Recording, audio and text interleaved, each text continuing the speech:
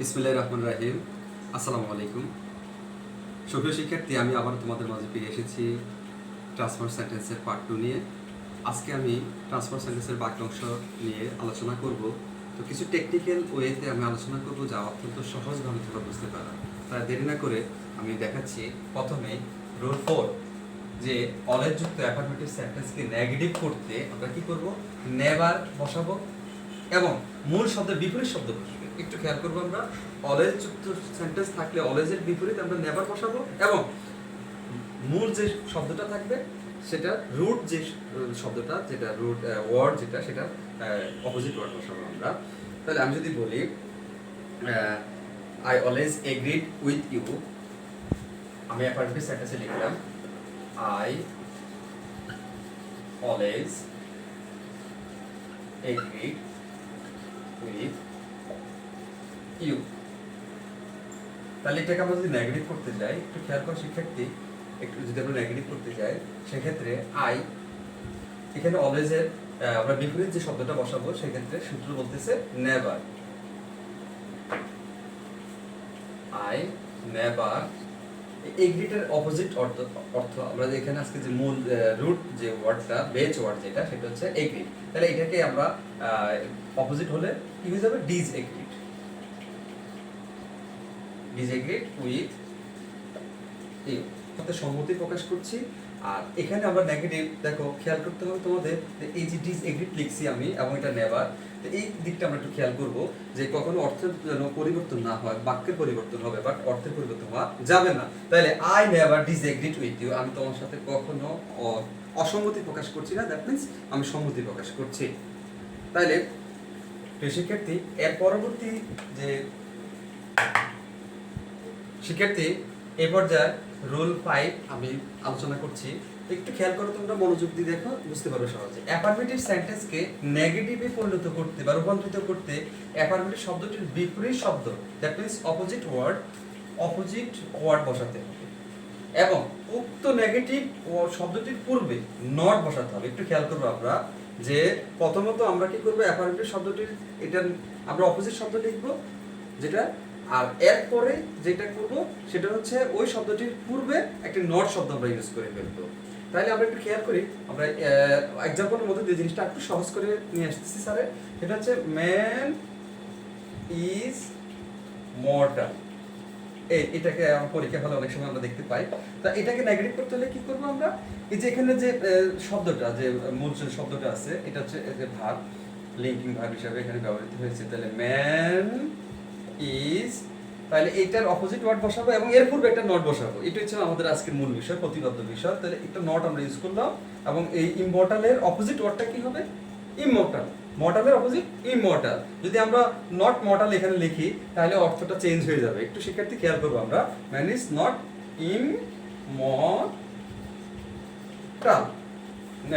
Immortal. আমি আরেকটা example দিতে চাচ্ছি, সেক্ষেত্রে একটু খেয়াল করি আমরা, I shall remember you। এটাকে যদি আমরা নেগেটিভ করতে যাই তাহলে কি হবে? তাহলে এটাকে নেগেটিভ করব আমরা I shall, তাহলে আমরা আজকে প্রতিপাদ্য যে মূল যে বিষয়টা, রুট যে ওয়ার্ড, সেটা হচ্ছে রিমেম্বার, স্মরণ করা। তাহলে এটার আগে আমরা একটা নট বসাবো, আর এই রিমেম্বার শব্দটা, এই রিমেম্বারের অপোজিট ওয়ার্ড কি হবে?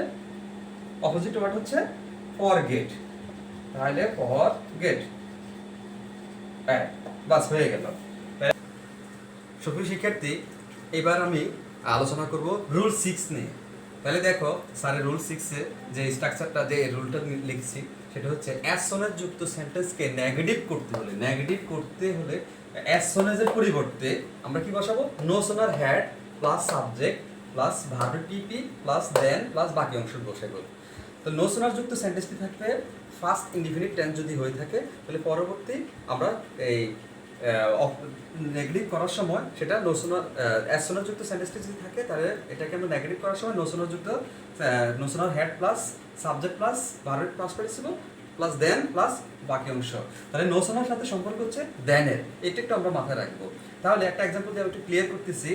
অ্যাজ অন অ্যাজ যত শীঘ্র, অ্যাজ অন অ্যাজ শব্দ অর্থ দাঁড়াচ্ছে অ্যাজ অন অ্যাজ যত শীঘ্র, দ্য থিপ চোরটি, thief as soon as the thief saw the police, he went away, যত শীঘ্র চোরটি পুলিশকে দেখেছিল সে পালিয়ে গেল, সে চলে গেল। তাহলে আমরা কি করবো, অ্যাসনের যুক্ত সেন্টেন্সকে নেগেটিভ করতে হলে আমরা প্রথমে নোশনাল হ্যাডটা নিয়ে আসতে হবে। দেখতে না দেখতে, চোরকে দেখতে না দেখতে, চোর পুলিশকে দেখতে না দেখতে সে চলে গেল, অর্থাৎ চোরটি পালিয়ে গেল। তাহলে সেক্ষেত্রে আমরা প্রথমে নো সো না হ্যাড, তাহলে এই স্ট্রাকচারটা ফলো করবো। তারপর সাবজেক্ট, সাবজেক্ট হচ্ছে the thief, the thief seen, কারণ ভার্বের পাস্ট পার্টিসিপল হবে সেই বিধায় সি স সিন, সিন বাকি অংশ কি আছে, seen the police, seen the police. তারপর আমরা যে এখানে দেখব যে দেন, দেন বাকি যে অংশটা, বাকি অংশটা এটা কি আছে সেটা আমরা এখানে দেখতে পাচ্ছি। দ্বিতীয় ক্লজে কি আছে, হি ওয়েন্ট অ্যাওয়ে, তাহলে হি ওয়েন্ট অ্যাওয়ে, সে পালিয়ে গেল, সে চলে গেল।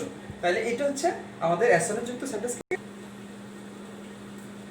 সুপ্রিয় শিক্ষার্থী, যদি তোমাদের স্যারের লেকচার ভালো লাগে তাহলে লাইক এবং তোমাদের মতামত কমেন্ট বক্সে জানাবে, এবং পরবর্তী কোনো যে টপিকটি তোমরা চাও সেটা সম্পর্কে অবশ্যই জানাবে।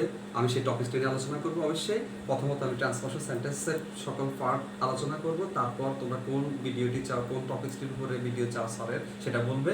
আর আরেকটি কথা না বললেই নয়, সেটা হচ্ছে তোমরা অবশ্যই সাবস্ক্রাইব করবে, স্যারের চ্যানেলটি অবশ্যই সাবস্ক্রাইব করবে নতুন নতুনত্ব যে ভিডিওগুলো আছে সেটা পাওয়ার জন্য। আবার আমি আমার ভিডিওতে আবার ফিরে আসতেছি, সেটা হচ্ছে শিক্ষার্থী এবার যে রুল 7 নিয়ে যে কথাটা বলবো স্যারে, যে রুলটা খুবই ইম্পর্টেন্ট একটি রুল তোমাদের পরীক্ষায় আসার মতো, তাহলে একটু খেয়াল করো।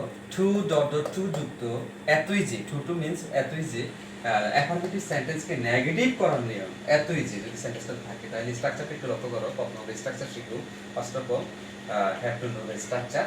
প্রথমে সেন্টেন্সের সাবজেক্ট বসাবো আমরা, প্রথম সেন্টেন্সের সাবজেক্ট, তারপর ভার্ব, তারপর হচ্ছে টু এর স্থলে সো বসাবো আমরা, সো প্লাস টু এর পরে অ্যাডজেক্টিভ অথবা অ্যাডভার্ব। এখানে খেয়াল রাখতে হবে অ্যাডজেক্টিভ অথবা অ্যাডভার্ব যে কোনো একটি বসবে, যেমন অবজেক্ট সিসি স্যারে।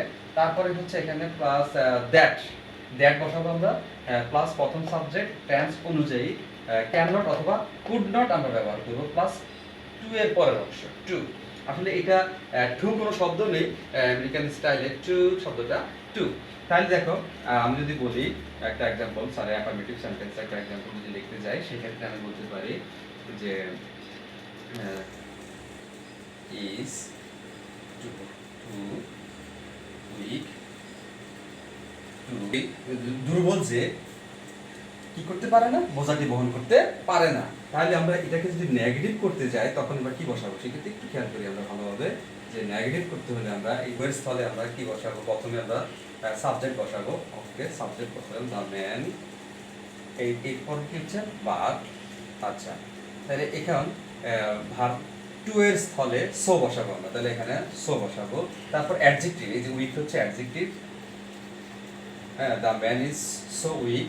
এখানে আমরা পরবর্তী যে অংশটা, সেক্ষেত্রে আমরা প্রথম সাবজেক্টের টেন্স অনুযায়ী, হ্যাঁ তাহলে আমরা কি বসাতে পারি, দ্যাট আমরা বসাবো, দ্যাট। তাহলে এখানে কি বসাবো, দ্যাট, এখানে দ্যাট আমি নিয়ে আসছি স্যারে। তারপর প্রথম সাবজেক্টের টেন্স অনুযায়ী আমরা কি বসাবো, ক্যান নট অথবা কুড নট। তাহলে এটা কিসে আছে, প্রেজেন্ট টেন্সে, তাহলে সেক্ষেত্রে ইজ, হ্যাঁ ইজ। তাহলে the man is so weak that he. আমরা সাবজেক্ট আমরা পরবর্তীতে আরেকবার পরবর্তী যে সাবজেক্ট সেটা আনবো, কারণ প্রথম সাবজেক্টের উপর ডিপেন্ড করে এর প্রনাউন হিসেবে যে সাবজেক্টটি বলবে সেটা হি। তারপর ক্যান নট, কারণ এটা প্রেজেন্ট ফর্মে আছে, সেই ক্ষেত্রে আমরা হি নিয়ে আসতে পারি, তারপর হির সাথে ক্যান নট বসে, হি ক্যান নট, বাকি অংশ বসে যাবে, বাকি অংশ টু এর পরবর্তী অংশটা ক্যান নট ক্যারি দ্য, বাস হয়ে গেল। ইজিলি আমরা একটা বুঝে গেলাম যে পরবর্তী। সুপ্রিয় শিক্ষার্থী, যদি তোমাদের ভালো লাগে তাহলে তোমরা পরবর্তী টপিকের জন্য সাবস্ক্রাইব করবে, এবং তোমরা যদি স্যারের পূর্বের পার্ট ওয়ান ভিডিওটি না পেয়ে থাকো, না করে থাকো, তাহলে পূর্বের পার্ট ওয়ানটি করে আসবে, আর পার্ট ওয়ান করার পরে তোমরা সহজে বুঝতে পারবে। আরেকটি কথা হচ্ছে তোমরা সহজে পাওয়ার জন্য পার্ট ওয়ান পর্বটি করে আসবে। ভালো থেকো, আবারও দেখা হবে ট্রান্সফর্ম সেন্টেন্সের নতুন একটি পর্বে।